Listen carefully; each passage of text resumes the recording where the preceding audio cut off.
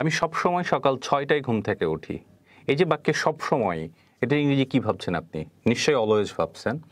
আসলে এই অলওয়েজ ছাড়াও আমরা আরো মজার, মজার ২-৩ টা সিনোনিম ব্যবহার করতে পারি। যেটা আপনি যদি স্পিকিং এর মধ্যে নিয়ে আসেন তখন আপনার স্পিকিংটা যেমন হচ্ছে যে আমি সবসময় সকাল ৬টায় ঘুম থেকে উঠি। এটার ইংরেজি আপনি যদি বলেন I always wake up at 6 AM, এটা হবে হচ্ছে A1 থেকে B2 এর মধ্যে একটা রেঞ্জ। আপনার লেভেলটা ইন্টারমিডিয়েট লেভেলে স্পিকার আপনি।